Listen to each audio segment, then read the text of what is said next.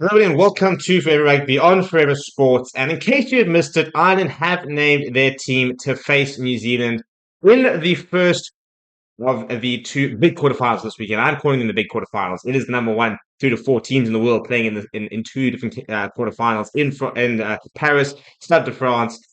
It is very much the two sort of main events. It's actually very interesting how it's really even scheduling wise, like a build-up match and then a main match in inverted commas, and this very could very well be the match of the tournament and the match of the weekend for me, definitely. Um, it's a huge clash. It's an absolutely massive clash, and very, very excited to see exactly how it pans out. Because we're talking about the number one side in the world taking on one of the best teams of all time. In the All Blacks, not necessarily this All Black team, but one of the best and most successful nations when it comes to Rugby World Cups and rugby in general. And this is the tournament that has eluded Ireland. This is the tournament where they've always underperformed, and this could be the team. I think this is their best team ever. So, will this be the team to get the monkey off the back, and to go all the way. Um, we'll have to find out, won't we? But in terms of the team, there it is. You can see it is over there, and very very consistent as always. It's a pretty easy. It's almost no point doing like an Ireland prediction video, a team prediction video, because they've got such a settled side. They don't really change much. For example, they'll rotate, but they've got quite a clear selection policy and very much a pretty standard, team. I think they're very much a team that focus on themselves. They don't really sort of adapt to other teams around them, so they don't change their team. Depending on who they're playing, they kind of just sort of back their main boys. So this is the side that has been named. It is Andrew Porter, Dan Sheehan, and Tadhg Furlong in the front row, as imagined. No James Ryan this weekend. He is still recovering from a wrist injury, and Tadhg Furlong will therefore have, Tadhg Beirne rather, will therefore have Iain Henderson in the second row, who is playing really good rugby, actually. I've been very impressed by how Iain Henderson has sort of put himself back in the mix. He has had injury issues over the past few years. He is a British and Irish Lion, always been a top quality player, but his injury issues has meant he maybe hasn't been at the standards and equally a picture that he's used to. But he now has definitely sort of managed to get himself back into the mix and playing some fantastic rugby. And then it is this brilliant loose trio of Peter O'Mahony, Josh van der Flier, and Caelan Doris. I mean, World Player of the Year, Josh van der Flier, one of the best players in the world, and Peter O'Mahony and Caelan Doris, who's absolutely relentless with ball in hand. It's a great pack.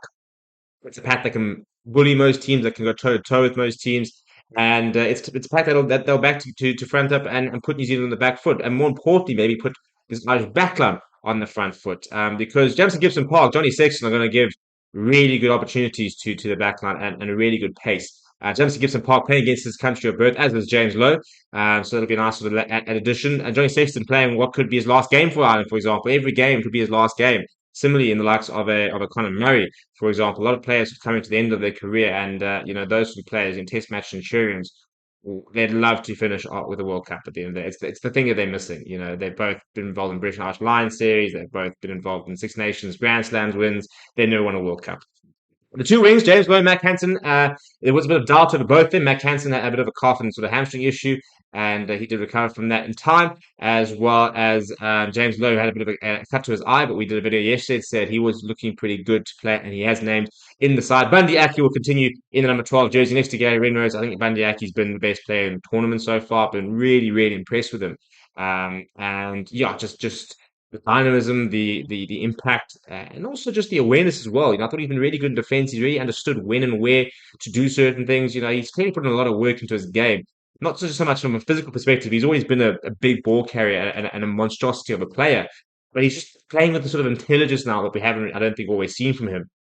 And then Hugo Keenan, Mr. Reliable at fullback. Off the bench, it is Ronan Kelleher, David Kilcoyne, and Finlay Bealham, who are at support. And next to the likes of Joe McCarthy, the young lock, Jack Cronin as well. And then you've got Conor Murray, Jack Crowley, and Jimmy O'Brien, who's not played a lot of games as Jimmy O'Brien, neither Jack Crowley, really. You wouldn't say either of these guys are established internationals. Very exciting, very much the next generation. And Andy Farrell, as well as their teammates, saying that they've got full confidence in their abilities to be able to get the job done this weekend. It's a proper Ireland side. It's a side that should beat New Zealand, if you ask me. Yes, I think the New Zealand side have been getting a lot better. I do think they've got it in them to be able to beat most of the teams in the world. But this Ireland side, it's their game to lose. It's just no cracks in it, really. They've got world-class players in every single position.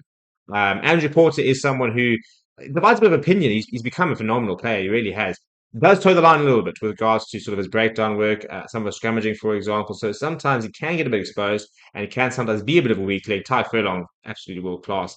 But there's very few cracks ready to try to pierce when it comes to this Irish side, which is what makes them so dangerous. Will they be able to do it? Will they be able to get the monkey off their back? Will they be able to mentally get themselves into a quarterfinal mode and not sort of buckle under the pressure? Let me know what you think down in the comments below. Smash a like on the video, subscribe to the channel as well. Thank you very much for watching. My name is Stephen. I'll chat to you soon.